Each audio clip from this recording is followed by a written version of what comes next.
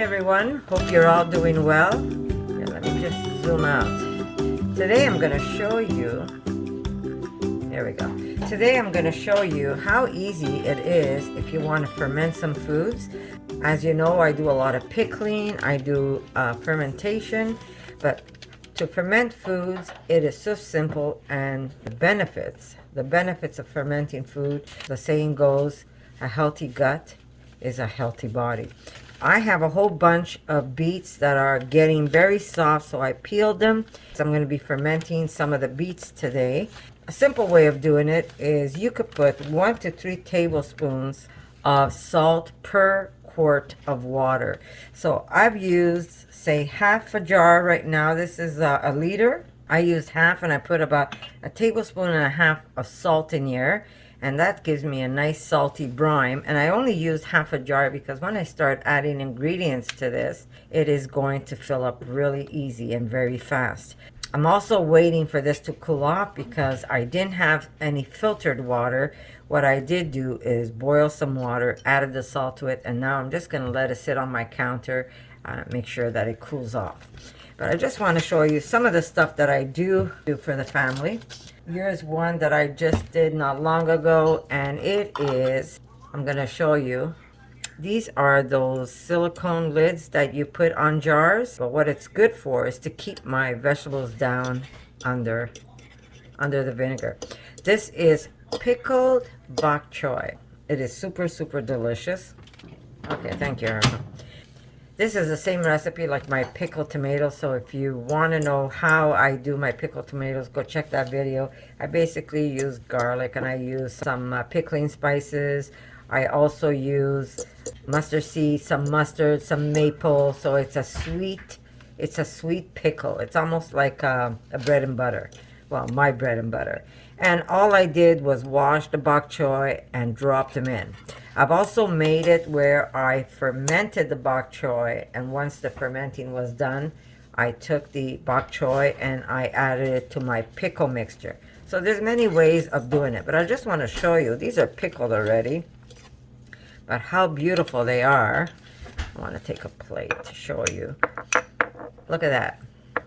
These are already cooked for you because the vinegar will cook the vegetable itself, but the taste is like a bread and butter pickle. So delicious. And all you have to do is make some steamed rice and put some of this on top, and when I tell you it's delicious, it's delicious. I do also have onion in here, if I could find it, but that's how simple it is to make this. Now, I don't pre-cook my pickle water. All it is raw. Everything is raw in here. There's nothing cooked in this batch. I add my filtered water, or if you don't have filtered water, boiled water. You want to make sure that it cools off before you do this, and then you add spices, and you add garlic and onions, and you could add your pickling spices, maple, lots of maple if you want it sweet, some mustard, and then you just add your vegetables in it, and don't forget, of course, you need white vinegar. Let it sit until they're pickled enough for you. Half the time we start eating it the day after, so that's how good they are. And these go on mason jars, but I find that by adding this to the top of my jar, it keeps everything under the water. Isn't that perfect? So that's one of the things I have. Now I'm going to show you. These are red peppers, hot peppers, onions. Again, it's a sweet pickling that I make. Follow the same recipe, very easy. I just eyeball everything, guys. There's no measurement. It's really up to you how sweet you want it, how tangy you want it, and how salty you want it. You do want to add salt also when you're doing pickling. Like I said, check some of my pickle recipes and just follow that recipe and make it as sweet as you like it and make it as tangy as you like it. That's really up to you.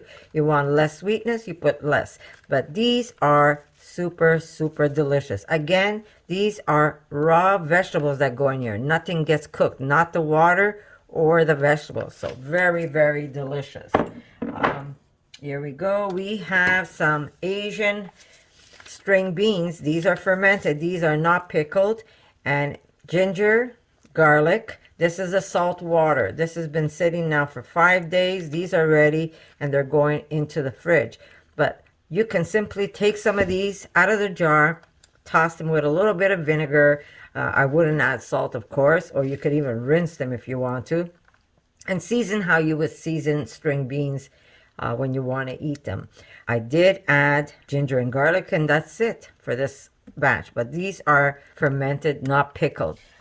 We do, of course, sauerkraut, and I make a lot. I have something like maybe 10 jars down in my basement in the refrigerator waiting for me. I do refrigerate after I've made them, so if you don't have a lot of space, like I have an extra refrigerator, if you don't have a lot of space, I tell you don't make a big batch of this stuff. And the fun part is you're always making, which is fun also, so you could get creative. That's my sauerkraut, and this is a huge jar. I can't even show you how big this jar is. And this is a jar of cauliflower. Now, the first time I made it, my daughter was so scared. She goes, "Oh, Ma, I am not eating that." I said, "Just try one. All you have to do is try one." This one, again, is garlic and ginger. And I'm going to show you how beautiful this cauliflower is. If I could open it up. Hold on a second.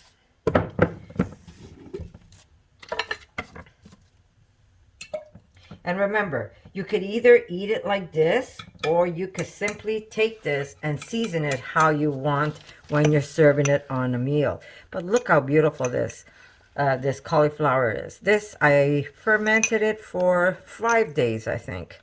And it is so yummy, I can't even tell you. And your food is ready. That's the best part about having fermented food.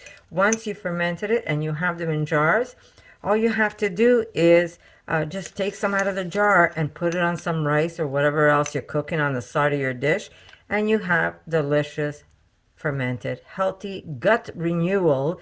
You know, when they say buy gut renewal, they have these things that you buy that cost your right arm and your left leg because they're very expensive. You can make your own, and all you have to do is get some vegetables and make some fermented foods. And if you add the garlic and you add the ginger, let me tell you something, it is delicious. If I wish this was smell-o-vision, because if you could only smell how good this is, you would just be blown away. Really, really nice. Now, if you're putting this on some rice, all you have to do is maybe a little sprinkle of sesame oil, some sesame seeds, and you've got a beautiful vegetable that goes onto your rice. I'm not going to put this back because I touched it, but I will put this aside and I'm going to eat it later. So that's my cauliflower. Now, I could go on and on and on and show you all the things that I do preserve. I do put some stuff under oil, but a lot of people don't want stuff under oil. So your best bet is either ferment it or pickle it. And you'll always have that food ready for you, either as a snack or as a side dish in a meal. Now, this water is still hot. I won't put the beets in yet. I'm going to add a few things to this, and I'm going to show you later. By the way, my sister got me these for Christmas, and it's the best thing ever. This is where you put like a tomato on once you've cut it, and it tastes perfect until the day after. You can leave it on the counter, and that tomato doesn't spoil. They're little silicone, little grabbies. She even got the ones for avocado, and it keeps that avocado so beautiful. If I remember later, I'm going to show you the package. My sister Andy got me these. But I'm using it right now as a cover for my water so nothing goes into it. And yeah, so I'm going to see you in a little bit when this cools off, and I'm going to show you how simple it is to really ferment some food. So I'll see you in a little bit, guys. Water is cool enough. Now, it's this simple, guys. When I say it's simple, it's simple. I'm going to add a little bit of lemon to this so it could keep a nice crisp color. I've got a bunch of garlic that need to be used up because spring is around the corner, and look what's happening to my garlic. But that's okay. I'm throwing that in anyhow, making sure that's not too hot. You have to make sure your water is cool. All right. We've got some hot pepper, and we're going to throw in some beets. We're going to add a cinnamon stick to this batch. I'm not sure if you know what this is. This is called the Star of Anise, and I think this is going to be delicious with the cinnamon and the beets. because the beets are sweet, it's going to make it really, really nice. The only thing is that you don't want to use too much of this because this is very powerful, guys. So one, I think, is more than enough. We've got some cloves, whole cloves that I'm going to put in there. I'm going to throw in more beets. And basically, this is how simple it is. Now, the next batch, I might add beets and cauliflower. The cauliflower will go red, but that's okay. We're going to add, oh, let me use this one since it's already, yeah, that's okay. Put it in that way. And a little more garlic. And just keep adding your vegetables. You want to make sure that it's submerged under the water. My hands are clean, guys. Stained, but yes, they are clean.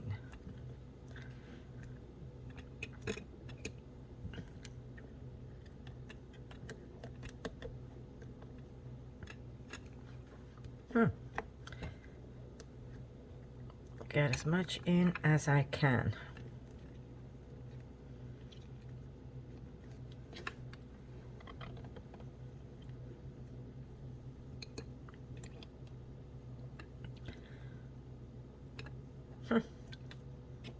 Okay, just dump some of the water out. Just gonna taste it. I could add just a little bit of extra salt. Remember, one of these full of water, you could use 1 to 3 tablespoons of salt. I only used, I'd say, half of this jar of water, and I've used about 1.5 and a little bit of salt, and that should do the trick for this. Now I'm going to take, they actually sell these glass things to hold your vegetables down. I don't have it, so my best thing to do is, just let me remove a little extra water, is I have these silicone things that I use to seal my jars for dry goods. And I'm going to push it in with my finger. There you go. It goes right, it fits right underneath the lip of my jar, and that's it. I'm going to put my lid on, but I do not make it tight because this is going to start fermenting, and you want to have that escape where the bubbles can escape from your jar. So I just kind of loosely put it on top, and I'm going to put this on my counter. I am going to cover it with a cloth, keep it in the dark, and keep it there for at least 5 days. You can start tasting one to see how you like it after day 3. But this is such a great way to preserve your vegetables. Like, I have more beets that are just starting to get very soft on me. So before they spoil, I am going to preserve them. And then I'm going to have delicious vegetables that I could put on rice or even on the side of the side of a meal at my fingertips. And when you use stuff like beets, which is so high in nutrients, it feeds the blood in more ways than one. You add all the ingredients you want. You could add garlic, you could add onion, whatever your heart desires. That's what you're going to put inside your jar, however you want to flavor it. And it's that simple, guys. That's how simple it is. All you need is a little bit of salt, some water. Make sure your water is filtered, and if not, boil your water first, and then make sure it cools off before you use it. And you can make delicious food that you could preserve for your family, and not only for the storage, because a lot of people do it for storage, but it's also the benefit that it has. It has nutrients and it has probiotics for your gut. Healthy gut, healthy body, guys. So I'm going to say thank you for coming by, and if you haven't subscribed to my channel, click that subscribe button, and don't forget to like it, because if you like it, it helps my channel. So I'm going to say thank you. I love you all, and I'm going to see you in my next video. Maybe I'll make a different recipe and share that with you so you could give that one a try. All right, guys, I love you, and I'll see you soon. For more videos like this, make sure to subscribe to Connie's RAWsome Kitchen, give it a thumbs up, and share it with your friends.